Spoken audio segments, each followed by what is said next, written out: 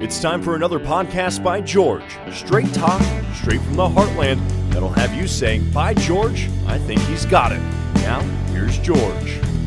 Hello, hi, how are you? And welcome on back in to another podcast by George. We've got a return subject, a returnee to the podcast this morning, and it's findjodi.com. And Scott Fuller is coming back on, and folks may recall from our earlier show that Scott has spent more than 15 years programming for terrestrial radio stations in Maine, Wyoming, and Minnesota, and he's currently up in KAUS AM and FM. That's in Austin, Minnesota, KAUS.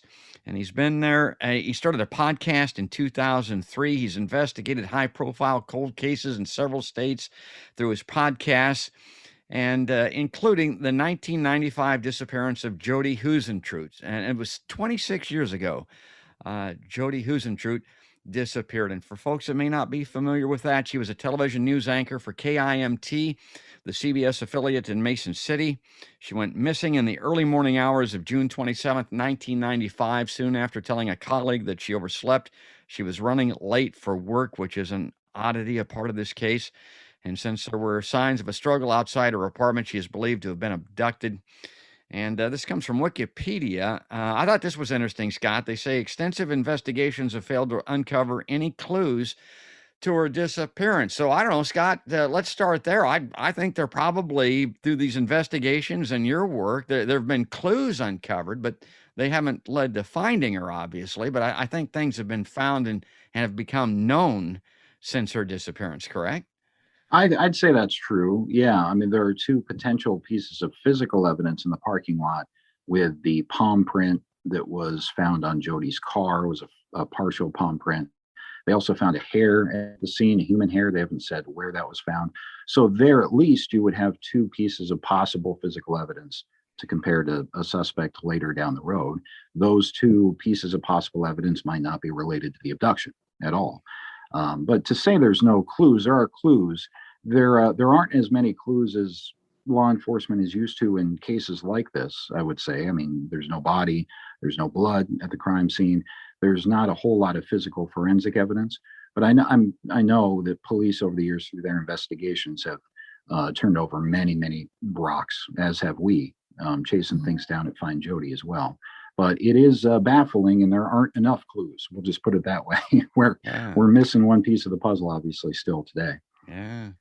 Well, that actually takes us to why I wanted to come back and visit with you. I don't know if you call this a clue or not, but there was some new information I saw just recently up in your part of the world. There's a private investigator. Guy's name is Steve Ridge, that says he's found a couple of things that are new.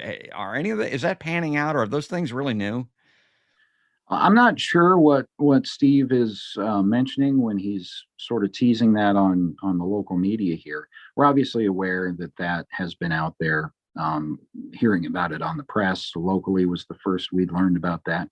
And we're curious, as is Jodi's family, what that new information might be. And we're eager to have that come to light in some form, because that's what we're waiting for, is whatever that piece of information someday might be. To bring us to Jodi, or to bring the investigation closer to finding the person who abducted her.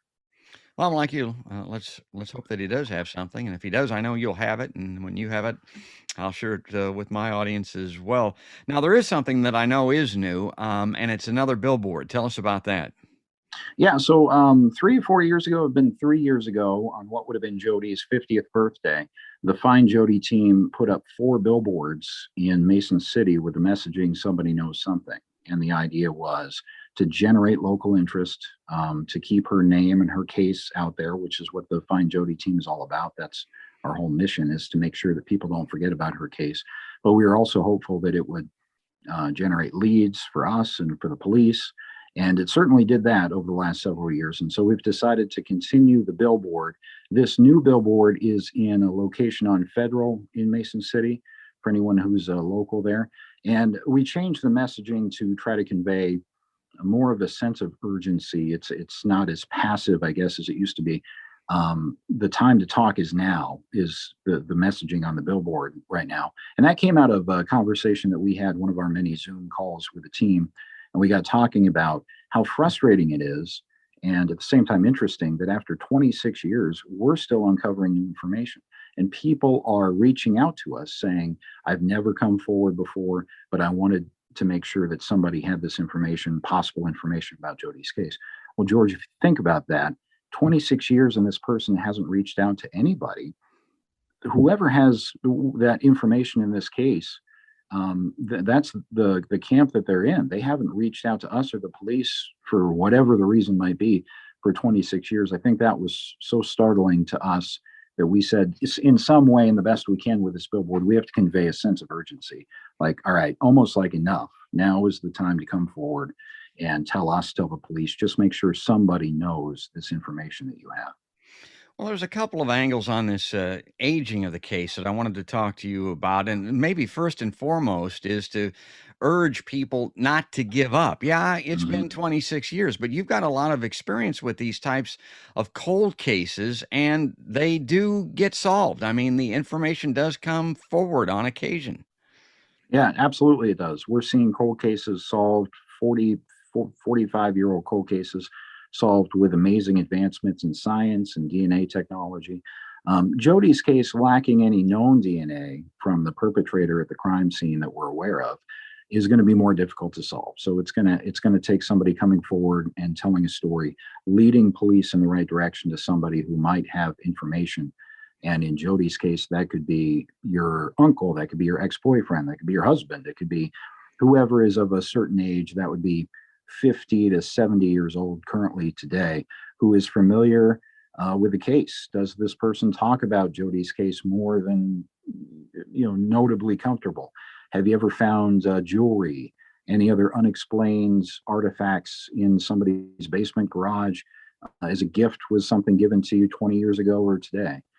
Something like that has the potential of being that one missing piece, that link to solve the case. And I like to say, come forward if it's been bothering you for 10 years, for 20 years, for 26 years. If you've been thinking about that little piece of information, if it's been in the back of your mind all this time, it's probably not insignificant.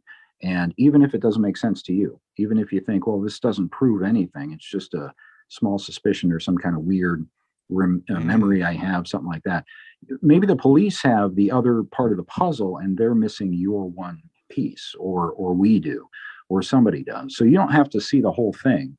But if you think it's potentially relevant to Jodi's case, I mean, her family is still waiting for answers, her friends, the people that knew her, this still deeply affects them 26 years later. So the least people can do, if they have that suspicion or that one story or the one artifact, whatever it might be, make sure the Mason City Police or the Iowa DCI or Find Jodi, whoever you're comfortable reaching out to, make sure it's presented to somebody before it's too late.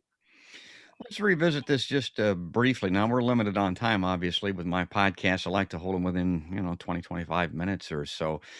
But back in 1995, this is Mason City. You think this is just a small market television station, and she wouldn't have any difficulty up there. But my understanding is, looking into this a little bit, Jodi Huisentruit had actually been stalked and had reported it in that market. Is that correct?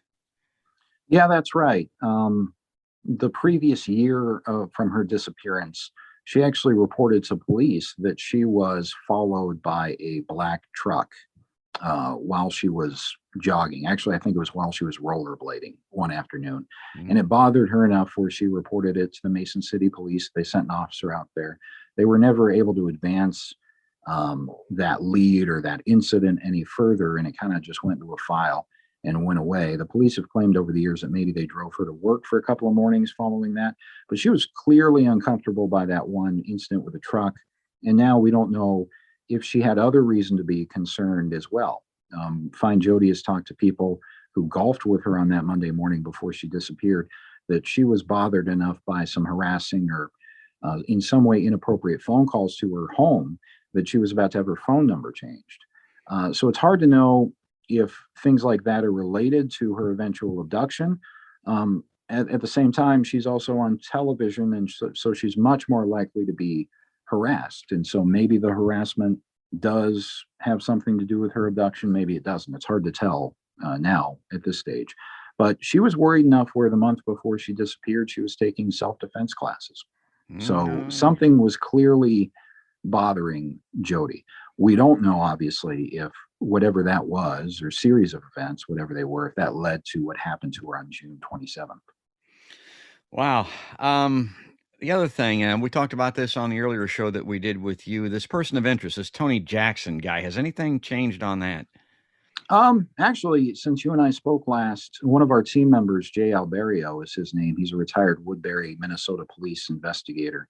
And he was the man who arrested Tony Jackson after his series of rapes in the Twin Cities area in 1997. And he reached out to Tony Jackson in prison, and he had set up a meeting, a face-to-face meeting with Tony Jackson, which would have been a very interesting meeting, as you can imagine. Yeah. Here you have the man who arrested him all these years later, and Tony Jackson himself. They went through the COVID protocols. They had everything set up. And about 48 hours before the meeting was to happen, Tony Jackson sent Jay an email and said, somebody sent me a link to your podcast, and I listened to it. And I something along the lines of, it's not in my best interest to speak to you. I can tell that your intentions are other than mine, or something along those lines. I'm paraphrasing. So Tony Jackson got wind of the podcast episode that we had done about him just a few weeks before, and he pulled the plug on the meeting. And that's as far as that interaction got. But that would have been very interesting for Jay to speak with him, because Tony Jackson may know something about other crimes, if not Jodi's unsolved case. Interesting. The other thing that people go here to this particular angle immediately a lot of times. Jodi had an older man as a friend, a guy named John, I think. I don't know. Is that a viable suspect, or is that something that has kind of gone into the dustbin, do you think? Well, I know police have looked a lot at John Vancise over the years. He was initially questioned at length by the police. We know just a few years ago, John Vancise now lives in Arizona. Just a few years ago, the Mason City police sought and got a search warrant for his two current vehicles, which he was not driving back in 1995. We were led to believe through public comments by Chief Brinkley of MCPD that whatever that lead was, whatever that investigative avenue was, it didn't bear fruit for them. But it does show you that among maybe other people that MCPD is still interested is John Vancise, who was an older friend of Jodi's, about 25 years her senior. John had just thrown Jodi a birthday party with a couple other of his friends 3 weeks before she disappeared. And supposedly, according to John Vancise himself, Jodi was at his home in Mason City the night before she disappeared. And then John Vancise arrived at Jodi's apartment complex the next morning, asking all kinds of questions about Jodi and offering to police that he'd been the last person to see her. Well, obviously, police are going to be interested in that line of inquiry. So I can say over the years, and probably still today, based on that search warrant, the police are very interested in John's potential involvement. But there's Tony Jackson. There are other sex offenders that have been interviewed by police over the years. There's Jodi's occupation, being on television. It could be just a random person. It could be an ex-boyfriend. It could be, who knows, with Jodi's case, just because of her unique situation as being a public personality in a small area. So I know the police have considered John a viable suspect over the years, but being outside of the investigation, we don't know how interested in him they are today, or what their current line of thinking is on the Jodi investigation. Okay, before we run out of time, before we lose you today, Scott, I wanted to ask you about this angle. Now, it's only natural. We spent a lot of time talking about Mason City. That's where the crime occurred. She was on KIMT, that was located, headquartered there in Mason City, but she was on television. She was in a dual market. It was, Mason City and Rochester, I believe. And I know that you're always looking for tips, information, people that might know something. Well, it's actually a much larger, broader potential area for people that saw Jodi every morning, really, on television. Right. That's a great point. I mean, Mason City is a small market in terms of media markets. but it is a combined market. The DMA, as they say in TV, is not just Mason City, Iowa, and the surrounding North Iowa rural area, but it's the other side of the Minnesota border as well. So up here in Austin, Albert Lee, as far north as Owatonna, and then Rochester, Minnesota, is a fairly decent sized population center as well. So all of those areas would have been covered by Jodi's broadcasts. And so if it is somebody who is watching Jodi on television, you can't just limit your search for suspects to Mason City proper, because for all we know, somebody in Rochester was watching her broadcast, or in the middle of rural north eastern Iowa. You don't know. And there are probably in 95, I haven't actually checked this number, but there are probably 500,000 people within that broadcast area back in 1995 or close to it. I do think, though, there is some connection to Mason City. If the person doesn't live in Mason City when they commit this crime, they're familiar with it. If we take ourselves back to 1995, there's no cell phones. We can all remember driving around with maps, on our laps, trying to find our way around to wherever we're going.